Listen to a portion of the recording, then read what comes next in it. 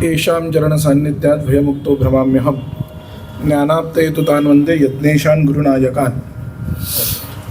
माणिक्यवीणामुपलालयन्तीं मदालसां मञ्जुलवाग्विलासां माहेन्द्रनीलद्युतिकोमलाङ्गीं मातङ्गकन्यां मनसा स्मरामि। चतुर्भुजे चन्द्रकलावतंसे कुचोन्नते कुङ्कुमरागशोणे पुण्ड्रेक्षुपाशाङ्कुशपुष्पबाण हस्ते नमस्ते जगदेकमातः। मातामरगतश्यामा मातङ्गी मदशालिनी कटाक्षे तु कल्याणी कदम्ब वनवासिनी। जय मातंगतनये जय नीलोत्पलद्युते जय संगीत रसिके जय लीला शुकप्रिये। योगश्चित्तवृत्ती निरोध। व्यासपीठावर विराजमान असलेल्या सर्वांना नमस्कार करतो, सगळ्या योग साधकांना नमस्कार करतो आणि योग आणि अध्यात्म हा विषय जो आहे त्याला अनुसरून थोडंसं बोलण्याचा प्रयत्न करतो।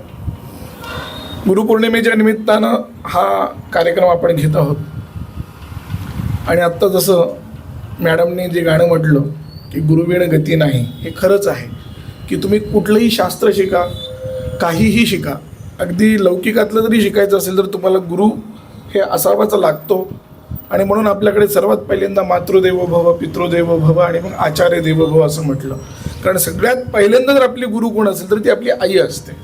मग बाकी नंतरच्या क्षेत्रात जे जे कोणी गुरु मिळतील, तुम्ही जे काही शिकाल, पोटा पाण्यासाठी जे काही कराल तेही करायचं असेल तरी तो अगदी धंदा जरी टाकायचा झाला तर त्याच्यासाठी सुद्धा कोणाकडून तरी काही ना काहीतरी मार्गदर्शन घ्यावं लागतं, त्यातले खाजगी खळगे समजून घ्यावे लागतात। म्हणजे त्या अर्थाने तो त्या क्षेत्रातला गुरुच असतो। म्हणून न्यायशास्त्रकारांनी आप्त असा शब्द वापरला आहे। आप्तस्तु यथार्थ वक्ता। गुरु काय असतो तर खरा गुरुचं जे वैशिष्ट्य आहे त्याचे 2-3 गोष्टी अत्यंत आवश्यक आहेत। गुरुपौर्णिमेच्या निमित्ताने म्हणून थोडं गुरुचं सांगून मग मी माझ्या विषयाकडे येतोय की गुरुचं एक वैशिष्ट्य असं असतं की गुरु कोणाला म्हणावं याच्या खूप लांबलचक व्याख्यानं सांगतो की त्या व्यक्तीला तुमचं कल्याण व्हावं ही इच्छा असली पाहिजे पहिल्यांदा, आणि त्याच्यानंतर त्या विषयातलं त्याला संपूर्ण ज्ञान असलं पाहिजे। ह्या 2 गोष्टी गुरुच्या ठिकाणी अत्यंत आवश्यक आहेत। संपूर्ण ज्ञान खूप जणांना असेल पण प्रत्येक वेळेस त्याचं कल्याण तुमचं व्हावं असं प्रत्येकाच्या मनात येतच असं नाही। म्हणून गुरुचं महत्त्व हे जास्त आहे, हे लक्षात ठेवा। यथार्थ ज्ञान खूप जणांना असतं पण तो मी का सांगू, यात तो जर पुढे गेला, माझ्यापेक्षा पुढे जर गेला। आणि गुरुचं एक वैशिष्ट्य असं असतं की शिष्यात पुत्रात पराजयम, सर्वतो जयमनुम इच्छेत शिष्यात पुत्रात पराजय। गुरु हा एकमेव असा असतो की जो आपल्या शिष्याकडून आपला पराजय व्हावा अशी अपेक्षा ठेवणारा असतो, बाकी कोणीही नसतं, हे लक्षात ठेवा। म्हणून ज्ञानोबा रायांनी सगळ्यामध्ये जिथं त्यांना, म्हणजे तुम्ही तर ज्ञानेश्वरी काढून जर पाहिली, गीता सोडून जेव्हा त्यांना काही लिहायचं आहे, त्यांनी जे काही लिहिलंय म्हणजे 12व्या अध्यायाच्या सुरुवातीला वगैरे, तर गीता सोडून ज्या वेळेस काही लिहायची इच्छा झाली त्यांना त्यावेळेस त्यांनी फक्त गुरुस्तवन लिहिलेलं आहे, बाकी काही लिहिलं नाही। गीता सोडून स्वतःचं काही विवेचन करायचं, स्वतःचं काही सांगायचं, मनातलं काही बोलायचं, तर ते बोलत असताना त्यांनी काय केलं तर फक्त गुरुस्तवन केले। मज हृदयी सद्गुरु जेणे तारिला हा भवसागुरु म्हणून विशेषे अत्यादुरु विवेकावरी, असं 21वी ओवी पहिल्या अध्यायाची सुरुवातीचं जे नमन आहे ज्ञानेश्वरीचं त्यातलं पहिल्यांदा त्यांनी सांगितलं की मज हृदयी सद्गुरु, माझ्या हृदयात काय आहे तर सद्गुरू आहेत, पण बाकी कोणी नाही। का जेणे तारिला हा भवसागुरु, कारण भवसागरातून तरुण जाणं हे स्वतः तरुण जाणं वेगळी गोष्ट आहे, पण मी तरतोय स्वयं तरती अन्यांश्च तारयती, दुसऱ्यांना सुद्धा तरवून नेणं याच्यासाठी एक मानसिकता लागते आणि ती मानसिकता प्रत्येकात असेलच असं नाही। म्हणून गुरुचं हे वैशिष्ट्य आहे। म्हणून को गुरु हु असा शब्द जेव्हा प्रश्न विचारला शंकराचार्यांचं, एक असा श्लोक आहे, प्रश्नरत्न मालिका नावाचं एक स्तोत्र आहे, त्याच्यात त्यांनी एका वाक्यात प्रश्न आणि एका वाक्यात उत्तर असं दिले। त्यांनी विचारलं को गुरु, गुरु कोणाला म्हणावं। शंकराचार्यांनी सांगितलं शिष्य हिताय उद्यत सततम, जो शिष्याच्या हितासाठी नेहमी प्रयत्न करणारा असतो। शिष्याचं कल्याण कशात, हित कशात आहे, शिष्याला काय आवडतं हे महत्वाचं नाहीये, हे लक्षात ठेवा। त्यांनी शिष्याला आवडतं ते देतो असं म्हटलं नाही, शिष्य हिताय, शिष्याचं हित कसं, कदाचित शिष्याला ते आवडणार नाही पण त्याचं जर कल्याण त्यात नसेल तर गुरु त्याला त्याच्यापासून दूर करतो, हे लक्षात ठेवा। म्हणून गुरु ब्रह्मा गुरुर्विष्णू गुरुर्देव महेश्वरः गुरु साक्षात परमब्रह्म तस्मै श्री गुरवे नमः असं जे म्हणतो की ब्रह्मा विष्णू महेश्वरांचं कार्य काय, सृष्टी निर्माण करणं, स्थापन करणं आणि लय करणं, ही जी कामं आहेत त्यांची, तीच कामं गुरु आपल्या शिष्याच्या ठिकाणी करत असतात। की असलेल्या गुणांना, जे गुण नाहीत त्यांचं सर्जन करणे हे गुरु ब्रह्माचं काम करतो, म्हणून गुरु ब्रह्मा. असलेल्या गुणांचं पालन करणे म्हणून विष्णू, आणि जे असलेले दोष आहेत त्याचं लय करणे, निरोध करणे म्हणून तो झाला शंकर. म्हणून गुरु ब्रह्मा गुरु विष्णू गुरुर्देव महेश्वर. आणि अशा पद्धतीचं अत्यंत करुणामय असलेले जे आपले सगळे लोक होते, त्यात षड्दर्शनकार असलेले जे काही ऋषी लोक होते, त्यामध्ये पतंजली एक येतात. पतंजलीने तर एवढे मोठे उपकार आपल्यावर केलेले आहेत की प्रचंड उपकार आहेत त्यांचे. ज्या मानव समाजावर, तो काही धर्माशी संबंधित विषय नाहीये, संपूर्ण मानव समाजावर त्यांनी विषय केला की योगेन चित्तस्य पदेन वाचाम मलम शरीरस्य च वैद्यकेन. पतंजलींनी 3 गोष्टी काम केलेल्या आहेत, म्हणजे 3 शास्त्रात काम केलेले. योगेन चित्तस्य म्हणजे योगशास्त्राने चित्ताचा मल दूर केलेला आहे त्यांनी. योगेन चित्तस्य पदेन वाचाम, पदेन म्हणजे काय, व्याकरण शास्त्राने त्यांनी वाणीचा दोष धारण हे केलेला आहे, दूर केलेला आहे. पाणिनीनं आपल्याकडे जे पाणिनी म्हणजे संस्कृतचं जे व्याकरण आहे, तो व्याकरण करता तो पाणिनी, कदाचित आपल्याला माहीत असेल. पाणिनी जो होता त्यानं जी काही व्याकरणाची सूत्र लिहिली, ऐ ऋण ऋग, ते भगवान शंकरांची तपश्चर्या करून पाणिनीनं ते सूत्र मिळवली. आणि शंकर ज्यावेळेस त्याच्यासमोर प्रगट झाले त्यावेळेस शंकरांनी ते 14 वेळा डमरू वाजवला. आणि तो डमरू वाजवल्यानंतर त्यातून ही सूत्र आली. ते आवाज जो आला त्यातून जी सूत्र आली ती अशी की ऐ उण ऋक ए ओम ऐ औच हय वरट लण यमंगण नम जभय घड दश जब घड दश खफ चटत चटत व कप यश खसर हल. म्हणजे आपली सगळी 12 घडी आहे, काही नाही. हे काही जे सगळं आहे ना, ही सगळी सूत्र आहेत. या सूत्रातून आलेले 12 खडी, अ पासून आहापर्यंतचे स्वर आणि बाकीचे सगळे व्यंजनं, एकंदरीत 50 वर्णमाला किंवा 52 वर्णमाला, काही जण 50 म्हणतात, काही जण 52 म्हणतात. तर ही जी सगळी वर्णमाला आहे ती या सूत्रातून आली. आणि ह्या वर्णमालेच्या द्वारा पाणिनींनी सूत्रांची रचना केली, व्याकरणाच्या सूत्राची. तर त्या व्याकरणाचं सूत्र शुद्ध करण्यासाठी म्हणून पतंजलीचा अवतार आहे. पतंजली हे नाव सुद्धा का पडलं, एक सहज आता सांगतो या दृष्टीनं की आठवलं म्हणून सांगतोय की पश्चिम बंगालमध्ये एक गौडिका नावाची स्त्री होती आणि तिला मुलगा पाहिजे होता. आपल्याला मुलगा मिळावा म्हणून ती रोज सूर्याला अर्घ्य देत असे. स्नान केलं ती रोज समुद्र स्नान करत असे आणि समुद्र स्नान झालं की सूर्याला अर्घ्य देत असे. तर असं कैक दिवस तिचं ते तप चाललं, 12 वर्ष वगैरे काय चाललं असेल ते. आणि त्या दिवशी एक दिवशी तिच्या हातामध्ये एक सापाचं पिल्लू आलं. ती एकदम घाबरली. तर ते सापाचं पिल्लू जे होतं ते म्हणजे पतंजली आहे. तर ते प्रगट झाले आणि त्यांनी सांगितलं काय काही काळजी करू नको, मी तुझा मुलगा म्हणून जन्माला आलेलो आहे, या रूपानं आले होते. म्हणून ते अयोनिज होते, पतंजली जे होते ते अयोनिज या पद्धतीने एकदम प्रगट झाले. आणि मग त्यांनी त्या ठिकाणी कार्य केलं आणि व्याकरण महाभाष्य लिहिलं. आणि व्याकरण महाभाष्य एकाच वेळेस 1000 तोंड करून त्यांनी विद्यार्थ्यांना व्याकरण महाभाष्य सांगितले, अशी कथा आहे. आणि मग ते झाल्यानंतर व्याकरणाचं काम ज्यावेळेस झालं, त्यांच्या अवताराचं मूळ कार्य अंजलीमध्ये पडले. अंजली म्हणजे ओंजळ, ओंजळीमध्ये पडलं म्हणून त्यांचं नाव पतंजली असं पडलं. अलग लक्षात, पतंजली या नावात त्यांचं त्या अवताराचं रहस्य आहे. आणि मग त्याच्यानंतर त्यांनी तिसरं काम काय केलं असेल तर ते म्हणजे वैद्य, म्हणजे आयुर्वेदामध्ये चरक जे आहेत ते म्हणजे पतंजली. चरक संहिता जी आहे, चरकाचार्य जे नाव आहे हे पतंजलींचंच नाव आहे. हे एक मोठं काम झालं. आणि अजून एक माहीत नाही लोकांना की पतंजलींचं दुसरं एक नाव आहे. हेच पतंजली भगवान शंकराचार्यांच्या अवतारापर्यंत 1000 वर्षापर्यंत समाधी लावून बसले आणि त्यांनी संन्यास घेतला आणि त्यांचं नाव झालं गोविंद भगवतपाद. म्हणजे भगवत पूज्यपाद शंकराचार्यांनी जे अद्वैत दर्शन आपल्या जगाला दिलं, त्यांचे गुरु त्यांना दीक्षा देण्यासाठी थांबलेले हे पतंजली, तेच गोविंद भगवतपाद आहे. म्हणजे एक प्रकारे म्हणजे शंकराचार्यांचे गुरुच, आद्य शंकराचार्यांचे गुरु आहेत पतंजली, हे लक्षात घ्या. म्हणजे हे फार कमी लोकांना माहीत आहे, परंपरेतल्या लोकांनाच फक्त माहीत आहे, बाहेरच्या लोकांना फारसं माहीत नाही. पण ही परंपरा आहे. म्हणून मी मगाशी म्हटलं की पतंजलींचं जगावर प्रचंड उपकार आहेत. अद्वैत वेदांत याच्या इतका योग्य सिद्धांत जगामध्ये नाही, हे लक्षात ठेवा. अद्वैत वेदांताचा जो सिद्धांत आहे त्याच्या इतका योग्य सिद्धांत जगामध्ये नाही. त्याच सिद्धांताची प्रतिष्ठा आज ना उद्या होणार आहे भारतामध्ये, काय सगळ्या जगामध्ये होणार आहे. आणि त्या अद्वैत वेदांताला अनुकूल असं शास्त्राची पहिल्यांदा रचना जर कोणी केली असेल तर ती पतंजलींनी, ती म्हणजे योग. आता योग काय आहे तर पतंजलींनी सांगितलं की योगश्चित्तवृत्ती निरोध. हा योग म्हणजे काय, चित्तवृत्तीचा निरोध. निरोध म्हणजे काय, प्रतिबंध, थांबवणे. वृत्ती म्हणजे काय तर एक प्रकारचं अंतःकरणाचा परिणाम असतो. अंतःकरण म्हणजे आपलं जे मन आहे त्या मनाला अंतःकरण असं म्हणतात. केवळ मन म्हणजे अंतःकरण नाही, थोडं त्यात लक्ष घेतलं, कारण योग हा जो आहे ना तो दर्शन पण आहे, त्यामुळे थोडंसं बुद्धीला ताण द्यावा लागतो, कळलं का. म्हणून मन, बुद्धी, चित्त आणि अहंकार या चौघांना मिळून अंतःकरण म्हणतात. काय काय आपल्यामध्ये जे मन आहे, मन म्हणजे काय, करू की नको करू, करू की नको करू, जे आपल्याला वाटतं की नाही. आपण एकच गोष्ट 2-3 वेळा ज्या संकल्प विकल्पात जातो याला संकल्प विकल्प म्हणतात. पुष्कळ वेळा करू की नको करू अशी जी वृत्ती होते, आपल्या मनाची जी अवस्था होते त्या अवस्थेला मन म्हणतात. अंतःकरणाच्या या अवस्थेला मन म्हणतात.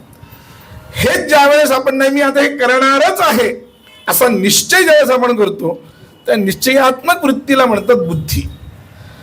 त्याच्यानंतर ते चिंतन करतो आपण, सतत एखाद्या विषयाचं डोक्यात चाललेलं असतं काही ना काही, सकाळपासून रात्रीपर्यंत झोपेपर्यंत काही ना काही चाललेलं असतं ना विचार. हे जे चिंतन आहे, हे चिंतन ते चित्तानं होतं. आणि अहम म्हणून, म्हणजे अहम या शब्दाचा अर्थ मराठीत ज्याला मी म्हणतो, आपण प्रत्येकाला आपल्या मीची जाणीव असते. अगदी लहानातला लहान मुलगा असू द्या, नाही तर मोठ्यातला मोठा मुलगा असू द्या, माणूस असू द्या, कोणी असू द्या, असा कोणीही नाही ज्याला मी कळत नाही. मी म्हणजे मीचं स्मरण त्याला सतत असतं, झोपेत सुद्धा असतं, सतत त्याला असतं. आपल्याला वाटतं झोपेत होत, आपल्याला कळत नाही, पण असं नाही होत. छान झोप झाली एकदा 2-4 घंट्याची किंवा 6-7 घंट्याची, माझ्यासारख्याला 9-10 घंट्याची लागते. तर ती 9-10 घंट्याची जी एकदा जर चांगली झोप झाली आणि उठलं की काय म्हणतो माणूस की हां छान झोप झाली, मला काही कळलं नाही तुमचं काय बाहेर चाललं होतं, तुम्ही काय गोंधळ घातला, काही कळलं नाही. हे काही कळलं नाही, हे कोणाला कळलं नाही, मला कळलं नाही, हे लक्षात ठेवा. म्हणजे काही कळलं नाही याचं ज्ञान असतं की नाही, त्यावेळेस हे मीचं चिंतन असतं, त्याला म्हणतात अहंकार.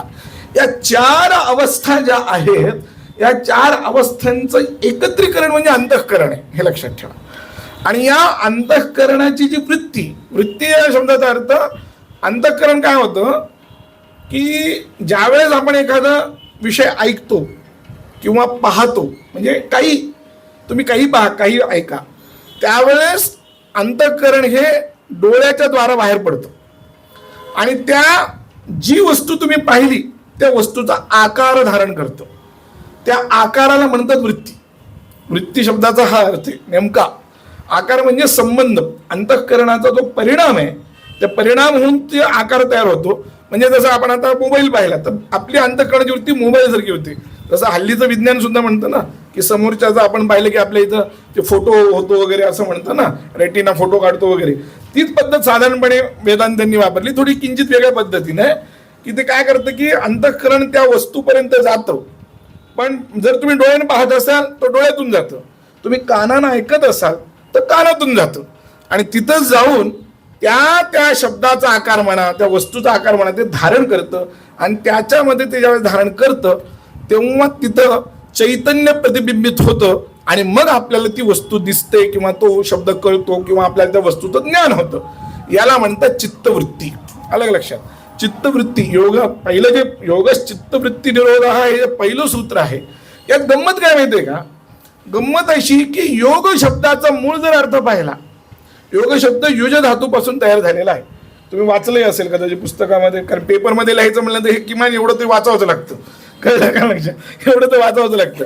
तेव्हा युज धातू जो आहे तो संस्कृतमध्ये युज धातू जो आहे तो नवमगणी आहे, युनक्ती अशा रूपांत होतो. तर तो नवमगणी असलेला जो युज धातू आहे त्याचा अर्थ आहे जोडणे. त्याचा अर्थ काय, जोडणे. युज म्हणजे योग, योग या शब्दाचा अर्थ संबंध जोडणे किंवा संबंध असा अर्थ आहे. म्हणजे आयुर्वेदामध्ये सुद्धा योग जो शब्द आहे ना तो 2-3 औषध एकत्र केली की त्याला योग म्हणतात आयुर्वेदामध्ये. म्हणजे काय, जोडणे. पण इथं नेमका उलटा अर्थ आहे. इथं अर्थ कोणता आहे, जोडणे हा अर्थ नाहीये, इथं तोडणे हा अर्थ आहे, लक्षात ठेवा. चित्तवृत्ती निरोध करायचा आहे आपल्याला, चित्तवृत्ती जोडायची नाही आपल्याला. म्हणजे जिथं जाईल तिथं मन जाऊ द्यायचं नाहीये. याचा अर्थ काय, सामान्य शब्दात जर बोलायचं असेल नाही, मला आता मागचा विषय आठवला म्हणून माझं मन, मी आता बसलो पूजेला किंवा जपाला, काय कशाला ध्यानाला कशाला बसलो किंवा अभ्यासाला बसलो, या प्रत्येक ठिकाणी तुम्हाला एकाग्रता आवश्यक आहे. जर तुम्हाला नाही वाटलं नाही माझं मन आता तिकडे गेलं, वडापावच खा वाटलं मला, मग मी वडापाव खायला उठलो, गेलं की नाही अभ्यास, गेली की नाही पूजा, गेलं की नाही जप, मग आता पुन्हा वडापाव खाल्ल्यानंतर आता वडापाव खाल्ला, मग आता काय जप करावा, जाऊ द्या, मग त्या दिवशी राहून जातं. असं करण्याचा काही अर्थ नाही असंही आपण मानतो. मग लोक वेदांत फार चांगला सांगतात, मनच नाही तर काय करावं असंही म्हणतात लोक, आहे की नाही, असं आहे की नाही, पूजेमध्ये मन लागत नाही आणि मन लागण्याशिवाय काय करावं असंही म्हणतात, आहे की नाही, हे आपण सतत ऐकतो. पण वस्तुस्थिती तुम्हाला मी आता सांगतो, हे चित्तवृत्ती विनिरोध वगैरे हे लांब मोठे शब्द सोडून द्या, कारण मी आता विद्वाने म्हणल्यानंतर मला ते थोडं बोलावंच लागतं, हे लक्षात ठेवा. एवढं मी बोललो, बाकीचं सोडून द्या. आता मी तुम्हाला एक सांगतो, खरोखर सांगा की तुम्ही एखाद्या ध्यानाला बसला, 20 मिनिट एका ठिकाणी डोळे लावून बसते, किती अवघड आहे माहितीये का. 24 तास तुम्हाला काम करायला सांगितलं तर तुम्हाला काही अडचण नाहीये. लहान मुलांना कार्टून बघायला खूप आवडतं की नाही, ते लहान मुलांनाच आवडतं असं नाही, ते वस्तुतः मोठ्या माणसांना आवडतं, पण त्यांच्याजवळ वेळ नसतो म्हणून आहे. नाहीतर टॉम अँड जेरी सारखे जे कार्टून आहे ते परदेशात मोठे लोक सुद्धा पाहतात, हे लक्षात ठेवा. तर ते कार्टून बघायला का आवडतं, कारण याचं कारण असं आहे की तुम्हाला सतत हालचालीची सवय, तुम्हाला काय आहे सतत हालचालीची, ते कार्टून तितक्या वेगाने हालचाल करतं, तुमचं मनही तितक्याच वेगाने हालचाल करतं, म्हणून तुम्हाला ते बरं वाटायला लागतं काय, आणि मग तुम्हाला ते आवडायला लागतं. पण अशी हालचाल उपयोगाची नाही, ही योगशास्त्र सांगतंय, लक्षात ठेवा. अशी जी हालचाल आहे, सतत हालचाल सतत हालचाल सतत हालचाल, मग ती शरीराची असेल मनाची असेल, जरी तुम्ही नुसतं गप्प बसलात, याचा अर्थ तुम्ही इथे गप्प बसलाय माझं ऐकताय कारण बोलायला तुम्हाला चान्स नाही म्हणून तुम्ही गप्प बसले आहात, याचा अर्थ तुम्ही खरंच गप्प बसला आहात का, विचार करा. मी जे प्रश्न विचारतोय त्याचं उत्तर मला सांगा, तुम्ही खरंच गप्प बसलात का नाहीये, तुमचं मन चालूच आहे, काहीतरी विचार करतच आहे. मी जे सांगतोय त्या उदाहरणावर विचार करत असेल किंवा त्याच्यावर अजून काही आठवलं, अरे ते त्यावेळेस ते असं झालं होतं म्हणून ते आठवतं, कधी काय आठवलं, म्हणजे काय झालं की मन हे सतत हालत राहतं. आणि सतत जर हालत राहिलं, जसं ते पाणी असतं की नाही, पाण्यामध्ये जर तुम्ही दगड टाकत राहिलात तर ते तरंग येत राहतात. पण तरंग जर तुम्ही सारखे पाहायला लागला तर तुम्हाला तुमचं प्रतिबिंब त्यात दिसत नाही, हे लक्षात ठेवा. आणि चित्त जे आहे, मन जे आहे, अंतःकरण जे आहे, हे तुमचं प्रतिबिंब तुम्हाला पाहायला सांगतं. अध्यात्म म्हणजे काही नाही दुसरं, लक्षात ठेवा. ते आता अंतःकरण जे आहे त्या अंतःकरणात तुम्हाला तुमचं प्रतिबिंब दिसलं पाहिजे की नाही. ते तर पाणी हललं तर तसं प्रतिबिंब दिसत नाही, आणि ते खूप गढूळ असेल तरी प्रतिबिंब दिसत नाही, लक्षात ठेवा.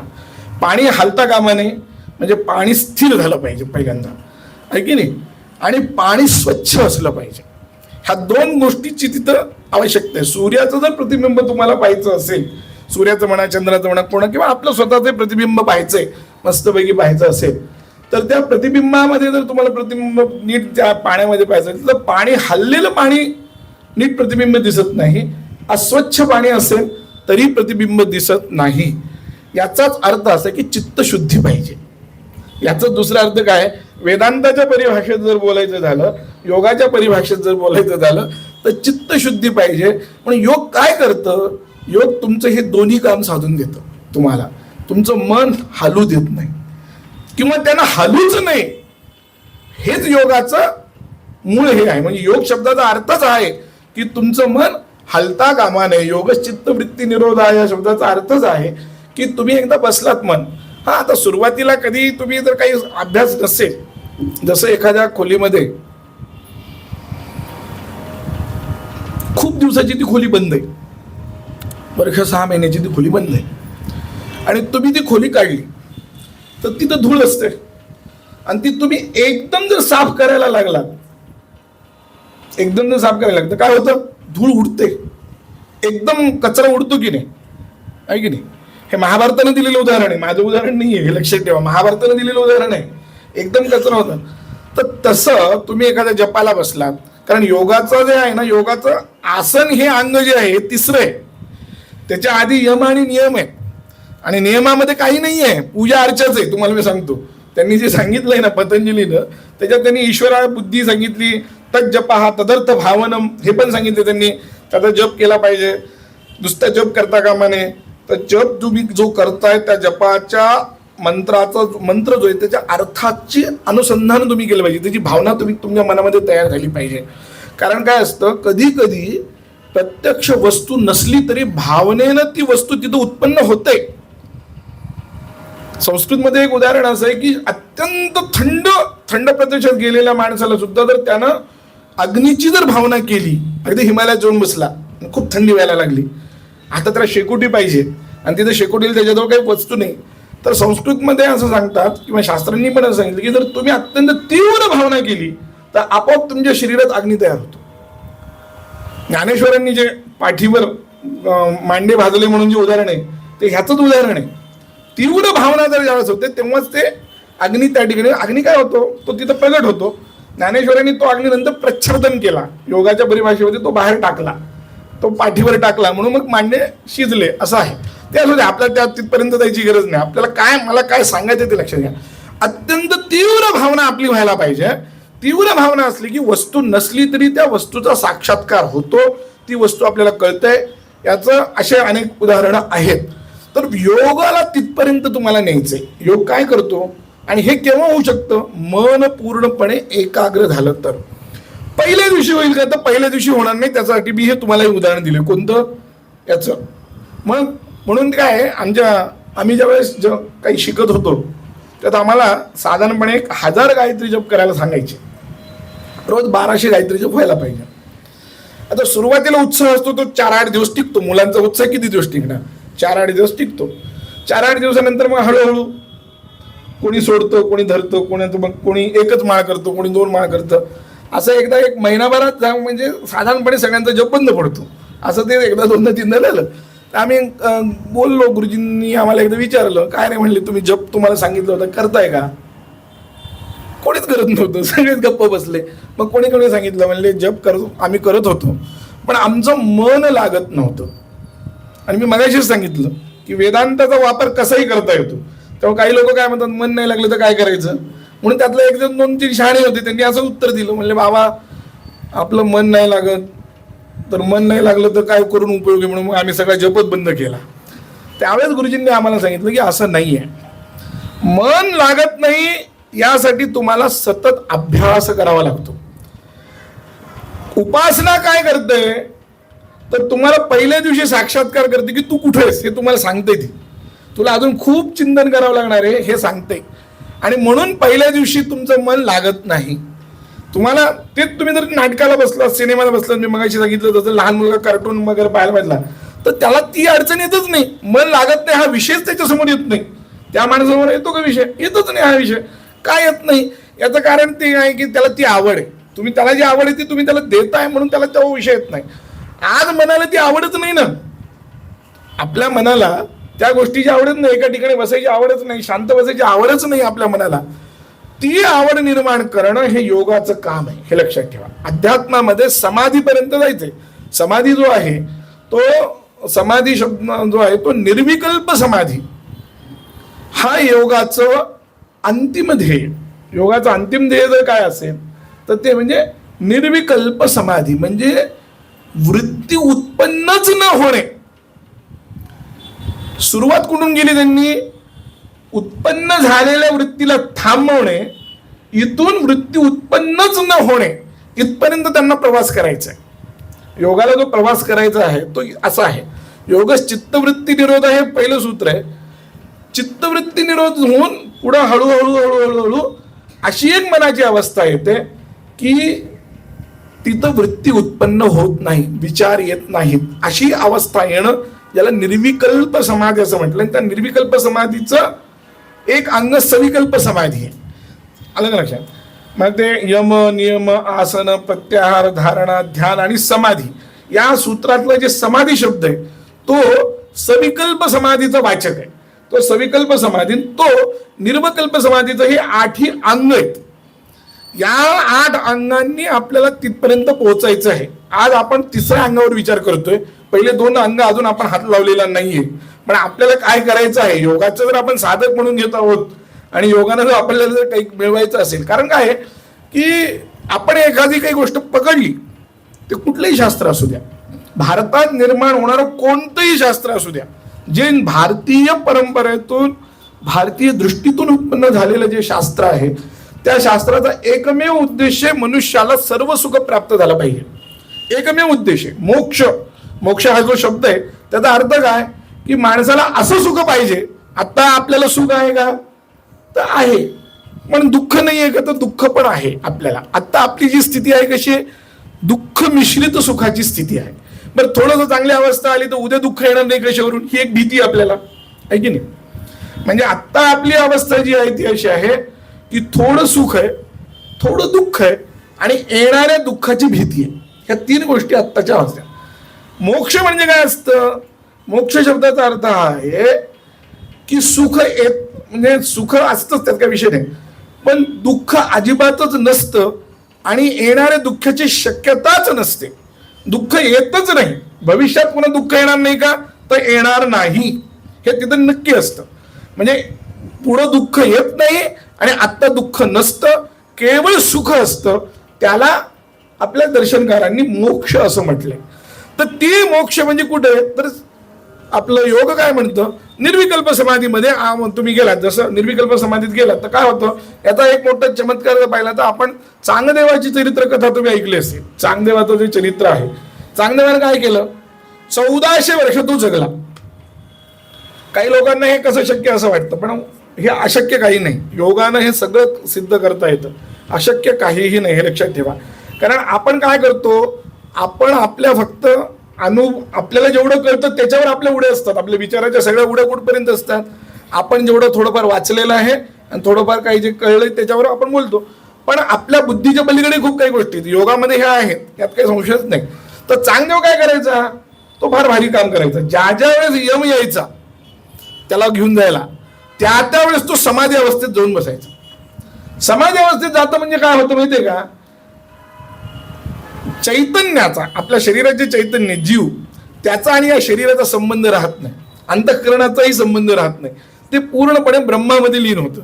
आणि ब्रह्मामध्ये लीन झालं म्हणजे कसं, तसं एक वाटीभर दूध आहे आणि एक मोठ्या पातेल्यात दूध आहे. ते वाटीतलं दूध त्या पातेल्यात टाकलं, आता पण या वाटीतलं दूध काढून दे असं तुम्ही कोणी मागे लागलं तर काढून देता येईल का. याच वाटीतलं पाहिजे मला, दुसऱ्या वाटीतलं नकोय, दुसरं दूध नकोय, काढता येईल का. तसं असतं ते चैतन्यात एकदा विरण गेलं की त्या वाटीतलं दूध जसं काढता येत नाही तसं यमाला काही तिथं पाश टाकता येत नाही. अशा पद्धतीनं त्यानं 1400 वर्ष तो जगला. फक्त त्याची अवस्था काय होती की फक्त की त्या निर्विकल्प समाधीतून खाली उतरला की त्याला दुःखाची जाणीव व्हायची आणि ती त्याची अपूर्णता होती. ती अपूर्णता ज्ञानोबारायांनी आपल्या वेदांताच्या उपदेशानं पूर्ण केली. तर योग जो आहे हा वेदांताशी निगडीत ज्यावेळेस होतो त्यावेळेस तो पूर्ण होतो, हे लक्षात ठेवा. योगाचं जे वैशिष्ट्य आहे तो वेदांताशी निगडीत झाला. अध्यात्म म्हणजे काय, वेदांत, हे लक्षात ठेवा. म्हणून योग आणि अध्यात्माचा तुम्ही जो विषय दिलाय त्याला धरून मी आता बोलतोय. योग जो आहे हा पूर्ण केव्हा होतो तर तो निर्विकल्प. कारण योगानं स्पष्ट सांगितलंय, योगात त्या समाधी पादात किंवा अन्यत्र ज्या सिद्धींचं वगैरे वर्णन केलंय ते खरोखर तशा सिद्धी प्राप्त होतात. कारण विवेकानंदांना वगैरे या सिद्धी प्राप्त होत्या. विवेकानंदांचं एक वैशिष्ट्य असं होतं की विवेकानंद काय, अलीकडल्या काळातले गुलाबराव महाराज काय, हे जर तुम्ही पाहिलं तर एकदा गुलाबराव महाराज एका लायब्ररीमध्ये गेले. त्यांना एक पुस्तक पाहिजे होतं. ते पुस्तक त्यांनी घेतलं, मला वाटतं ते प्लेटोचं पुस्तक होतं आणि ते पुस्तक त्यांनी घेतलं. आता गुलाबराव महाराज ठार आंधळे होते, दोन्ही डोळ्यानं आंधळे होते गुलाबराव महाराज, प्रज्ञाचक्षु त्यांना म्हणत असत. त्याने ते पुस्तकाचं हातात धरलं, एक काही क्षण फक्त धरलं आणि पुन्हा वापस देऊन टाकलं. ते म्हणले झालं का, त्याला माझं वाचन झालं म्हणले त्या पुस्तकाचं काही क्षणामध्ये. तर त्या माणसाला ते काही खरं वाटलं नाही. कोणालाही खरं वाटणं शक्य नाही का, हा काय फेकतोय असंच वाटणार आपल्याला की काहीतरी बोलतोय. पण ज्यावेळेस त्यांनी सांगितलं गुलाबराव महाराजांनी, तो आता मला यातल्या कुठल्याही पानावरचं काहीही विचार, मी तुला उत्तर देतो. आणि मग गुलाबराव महाराजांनी उत्तर द्यायला सुरुवात केली. तर गुलाबराव महाराजांनी उत्तर ज्यावेळेस द्यायला सुरुवात केली त्याला विचारली, त्यानं परीक्षा घेतली. तर प्रत्येक पान क्रमांक कितवी ओळ आहे ते सुद्धा गुलाबराव महाराजांनी सांगितलं. असं त्यांचं वर्णन त्यांच्या चरित्रात आहे. किंवा विवेकानंदांचं तसंच होतं. विवेकानंदांनी एका ठिकाणी असं लिहिलंय, सांगितलंय त्यांच्या एका काहीतरी संवाद विवेकानंदांचं एक संवादाचं पुस्तक आहे. त्या संवादामध्ये विवेकानंदांनी सांगितलं की मला कुठलाही विषय चिंतन करावं लागत नाही. साधारणपणे अभ्यास करायचं, व्याख्यान द्यायचं म्हणलं तर लोकांचं काय असतं की आधी पुस्तकं पहा रे, टिप्पण काढणारे वगैरे वगैरे करतात. मग तिथं जाऊन बोलायचं तर अशी मांडणी करू का तशी मांडणी करू का. त्यामुळे मला कधीही कुठलाही विषय कधी पाहावा लागत नाही. मी तिथं जाऊन उभा राहतो आणि त्या विषयाचं चिंतन करतो. मला लागणारे सगळे संदर्भ माझ्या समोर येतात. मला आठवावं लागत नाही, म्हणजे आठवण्याची गरज नाही, काहीच नाही. विषय अगदी समोर माझ्या समोर उभा राहतो आणि तो विषय जसा काही मी वाचायलो अशा पद्धतीने मी तुमच्यासमोर बोलतो म्हणाले. मला कुठलंही काही कळलं. मग हे कशानं कसं साध्य झालं असं त्याला प्रश्न त्या पाश्चात्य पत्रकाराने विचारलं. त्याच त्यांनी सांगितलं 12 वर्ष कायिक वाचिक मानसिक असं मी ब्रह्मचर्य पालन केले म्हणाले. आणि त्यामुळे ही अवस्था मला प्राप्त झालेली आहे. हे योगद्वारा आमच्याकडे जे योग आहे त्या योगाच्या द्वारा मी हे प्राप्त करून घेतलेलं आहे आणि त्यामुळे मला ही अवस्था प्राप्त झाली. त्यामुळे विवेकानंदांना कुठलंही पुस्तक वाचलं तर ते पुस्तक असे वाचल्यानंतर ते पानं फाडून फेकून देत असत. कारण पुन्हा पुस्तकाची गरज नाही, पुन्हा एकदा संदर्भ पाहिजे गरज नाही, एकदा वाचलं म्हणजे डोक्यात राहिलं. तर या अशा अनेक सिद्धी योगानं प्राप्त होतात. पण त्या योगानं केव्हा प्राप्त होतात? ज्यावेळेस त्याचा संपूर्ण अष्टांग योग आणि त्याच्याबरोबर अध्यात्माचं चिंतन, म्हणजे ज्याला थोडक्यात सांगायचं अध्यात्माचं चिंतन म्हणजे काय माहितीये का, नीती थोडीशी वापरली पाहिजे. इथिक्स ज्याला म्हणतात ते इथिक्स पण असले पाहिजेत. अलग लक्षात. तुम्ही जर नुसतीच देवपूजा करताय आणि लोकांना लुटताय तर उपयोग नाही, मग ती पूजा पण व्यर्थ झाली. कारण आपल्याकडे धर्म म्हणजे तुम्ही धार्मिक आहात याचा अर्थ पूर्वी असा होता, आता अवघड आहे पण पूर्वी असा होता की धार्मिक आहात म्हणजे तुम्ही नीतिवान पण आहात. हे लक्षात ठेवा. नीती वेगळी धर्म वेगळा असं नाही. काही लोक आता हल्ली काय करायला लागले, फक्त आम्ही नीतिवान आहोत ना मग चालतं, मग आम्हाला धर्माची गरज नाही, असं नाही. धर्मही तितकाच आवश्यक आहे, नीती तितकीच आवश्यक आहे. धर्मो नारायणच साक्षात. धर्म हा नारायण आहे आणि नीती लक्ष्मी ती शुश्रूम. नीती जी आहे ती लक्ष्मी, हे लक्षात ठेवा. पण लक्ष्मी नारायण दोघंही पाहिजेत, हे लक्षात ठेवा. नुसती लक्ष्मी जर आली, नुसता जर पैसा आला, लक्ष्मी म्हणजे काय, आपण आपल्याला त्याचीच आवश्यकता आहे, सगळेजण पूजा करतात त्याचीच, आहे की नाही, आणि सगळ्यांना तीच पाहिजे असते. पण नुसती लक्ष्मी जर आली तर घरात सौख्य नांदत नाही. नुसती लक्ष्मी जर आली ती काय येते, त्या बाणभट्टानं फार सुंदर लिहिलंय कादंबरीमध्ये. लक्ष्मी नुसती जर आली तर ती एकटी येत नाही, ती त्याच्याबरोबर 4 भावं घेऊन येते. पहिल्यांदा ती हलाल विष घेऊन येते. लक्ष्मी आली की घरामध्ये भांडण सुरू होतात. प्रत्येकाच्या मनात काहीतरी कलुषता निर्माण होते. बघा तुम्ही, हलाल विष घेऊन येते. नंतर मग हत्ती ऐरावत म्हणजे माज तो येतो. अशी तिनं ती 4-5 गोष्टी सांगितल्यात बाणभट्टानं. तर नुसती लक्ष्मी काही कामाची नाही. नारायणाधिष्ठित लक्ष्मी जर आली म्हणजे भगवंताबरोबर जर लक्ष्मी आली तर ती लक्ष्मी खूप चांगली. मग ती अनपगामिनी, जसं श्रीसुक्तामध्ये वर्णन केलेलं आहे, आर्द्र असलेली, ज्वलंती असलेली, अत्यंत तेजस्वी असलेली, अनपगामिनी म्हणजे न जाणारी, अशी सगळी लक्ष्मी आपल्याला प्राप्त होते. ती योगानं होते, हे लक्षात ठेवा. योगानंच होते. योगानं कसं काय होतंय तर त्याचा परंपरा असं आहे की योगानं तुमचं सगळं स्वास्थ्य आणि मन एकदम व्यवस्थित झालं, बुद्धी व्यवस्थित झाली की काही करू शकतो मनुष्य. असाध्य असं काही राहत नाही त्या माणसाला. जगामध्ये काय आहे, जगामध्ये असाध्य ज्याला बुद्धी आहे त्याला काही असाध्य नाही. नास्ति धीमताम असाध्य नाम. त्या चाणक्याजवळ काहीही नव्हतं, पण चाणक्यानं नंदाचा पूर्ण साम्राज्य उलटून फेकून दिलं पूर्ण.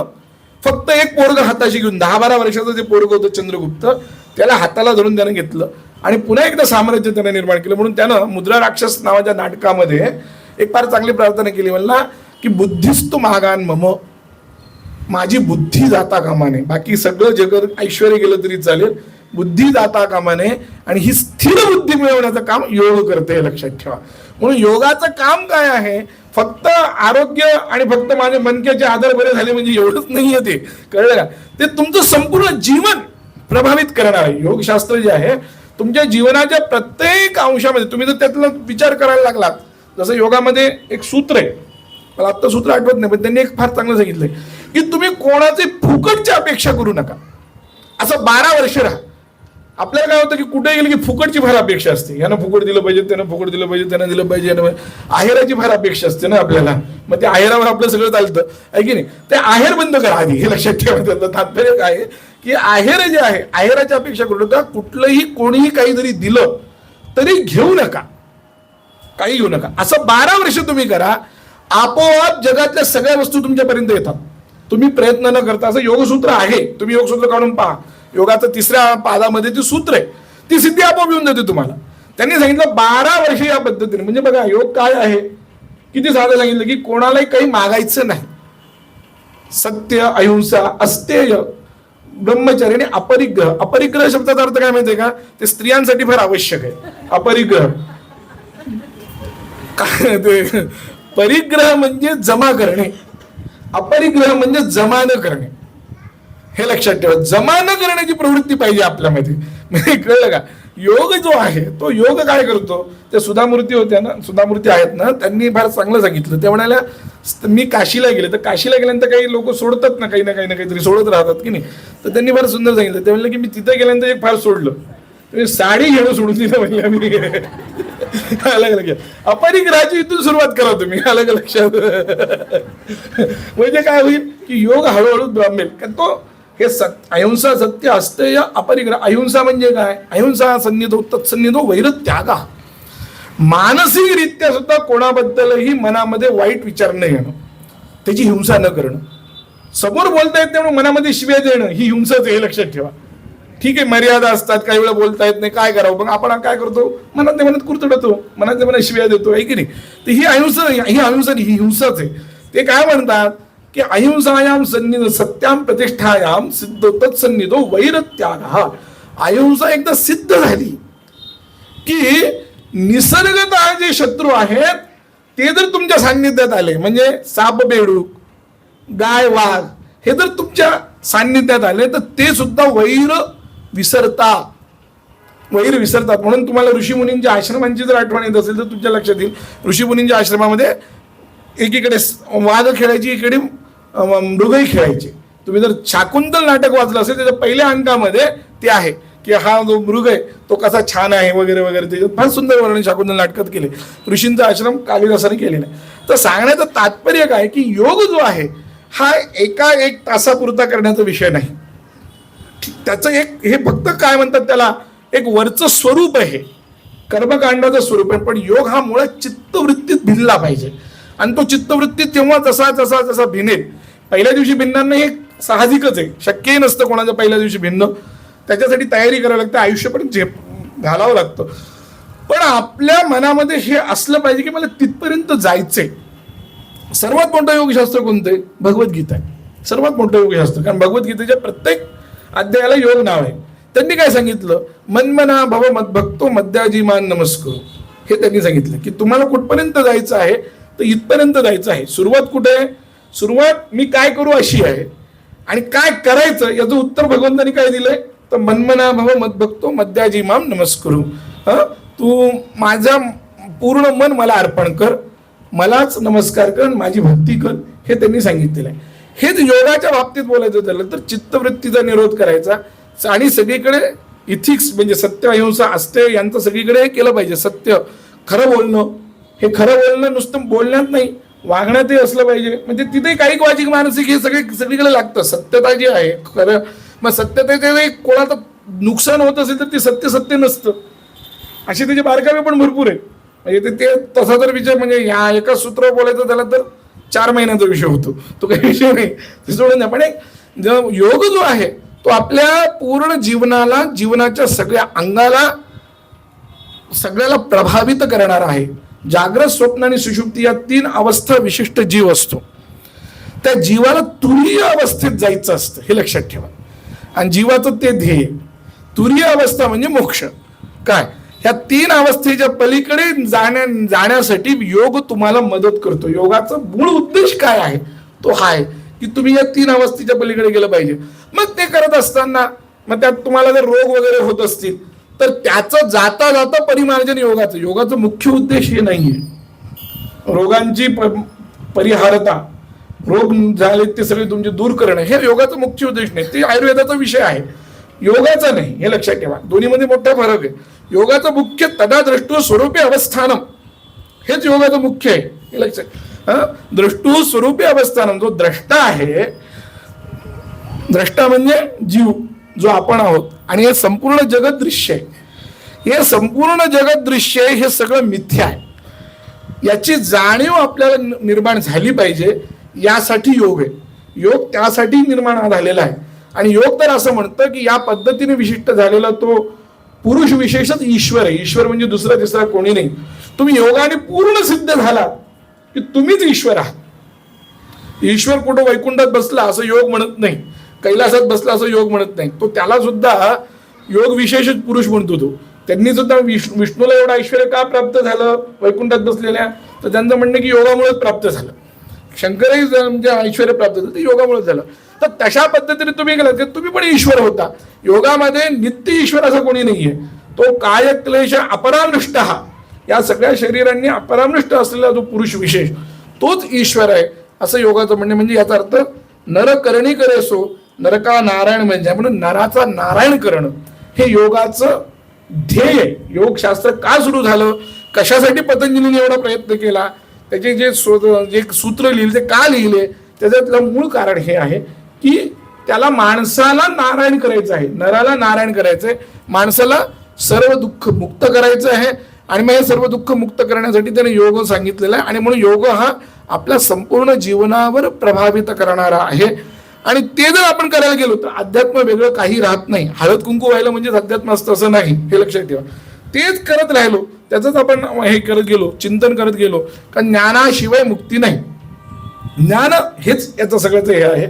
त्यामुळे हे योगानं प्राप्त करणं हेच पूर्ण भारतीय जीवनाचं. म्हणून शंकराचार्यांच्या नंतर अद्वैत वेदांताला अनुकूल जेवढी शास्त्री तेवढी टिकले, बाकीचे शास्त्र टिकले नाही. म्हणजे योगाच्या पाठीमागे म्हणजे सांख्य दर्शन आहे.